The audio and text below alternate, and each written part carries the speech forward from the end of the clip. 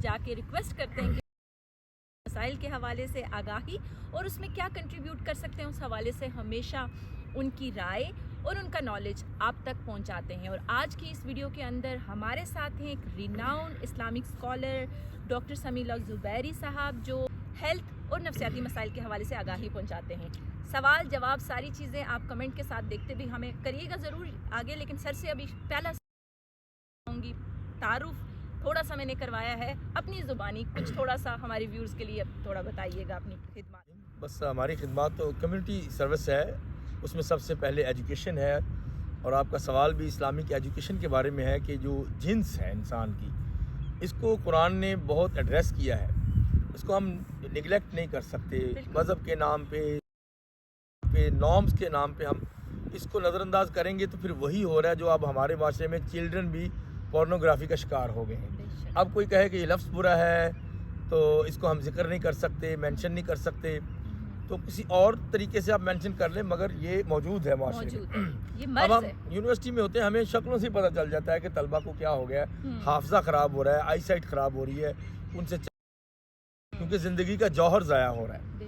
اب یہ ہے کہ قرآن مجید میں سورۃ النساء بھی ہے، قرآن نے اس کے نام کا ایک چیپٹر نازل کیا ہے، سورۃ النساء، عورتوں کے نام کی صورت۔ اگر یہ اتنی ہی بری چیز ہے عورت، تو اس کے نام کی صورت کیوں نازل کی؟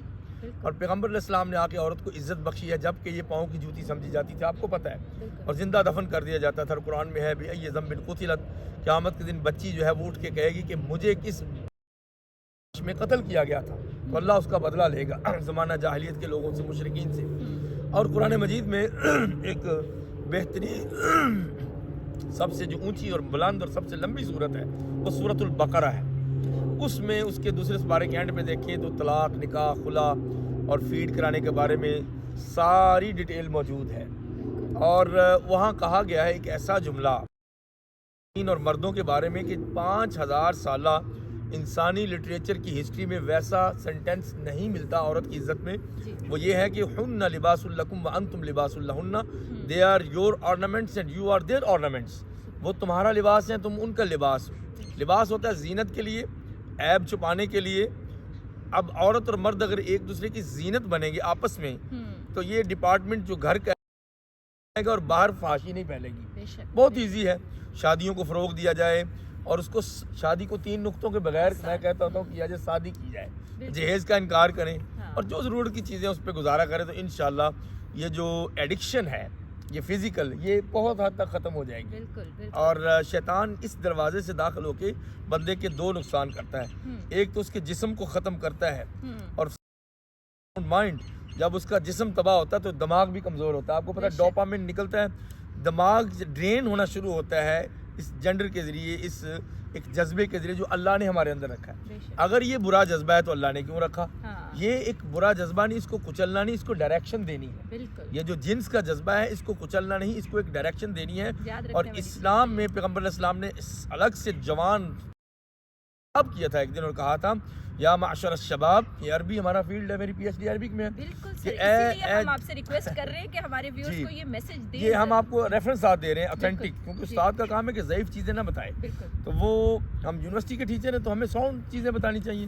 یا معاشر الشباب، اے مردوں کے گروہ، اے نوجوانوں کے گروہ، تزوجو، تم لوگ نکاح کر لیا کرو، اور اگر نہیں کر سکتے فعلیکم، رکھ لیا کرو، اس سے تمہاری جو جنسی شدت ہے وہ کم ہو جائے گی۔ جب یہ کم ہو جائے گی تو معاشرے میں سٹیبلٹی پیدا ہوتی ہے۔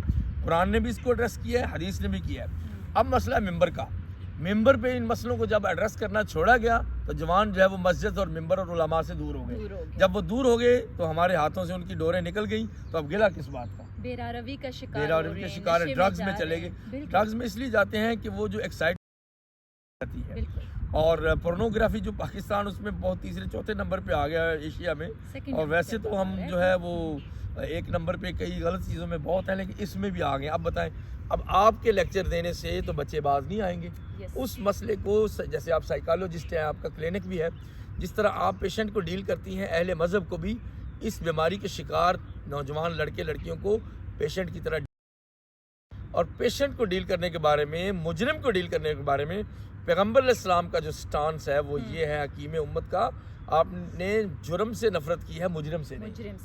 کریکٹر جرم پہ سے نہ آئے ایک دم نو سے اس پہ. کریکٹر دیکھیں جی کسی کا بھی خراب ہو سکتا ہے. کل آپ اس کو انگلی اٹھا رہے ہیں, کل آپ کا اور آپ کے بچے کا خراب ہو سکتا ہے. بالکل بہتر یہ ہے کہ سب کے بچوں کو اپنا بچہ سمجھا جائے, بالکل. سب کی بیٹیوں کو اپنی بیٹی سمجھا جائے. بالکل. تو میں آپ سے یہ کہنا چاہتا ہوں کہ اگر کمپلیٹ کوڈ آف لائف ہے تو یہ کوڈ آف لائف کی میں نے مثالیں آپ کو دی ہیں کہ ایک شخص پوائنٹ ٹو بی نوٹڈ, ایک نوجوان شخص نبی علیہ السلام کی مجلس میں آ گیا, لوگ بڑے بڑے صحابہ بیٹھے ہیں, حضرت علی بیٹھے ہیں, حضرت ابو ذر بیٹھے ہیں, حضرت ابو بکر بیٹھے ہیں, اور وہ آگے کہتے ہیں اذن لی فی الزنا, مجھے فورنیکیشن کی زنا کی اجازت دے دیں, یعنی سرٹیفکیٹ لکھ کے دے دیں کہ یہ کر لیا کرو.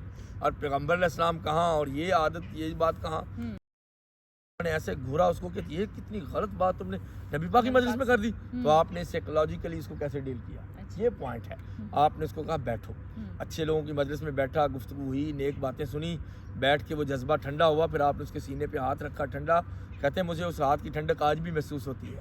یعنی بڑے لوگوں نے جرم کرنے والے سے پیار کیا ہے اور کہا کہ یہ پیار سے دور ہوگا, اور جب وہ اٹھ کے سائیکولوجیکل اس کا علاج کیا. آپ نے فرمایا یہ بتاؤ کیا اپنی ماں کے لیے یہ پسند کرتے ہو؟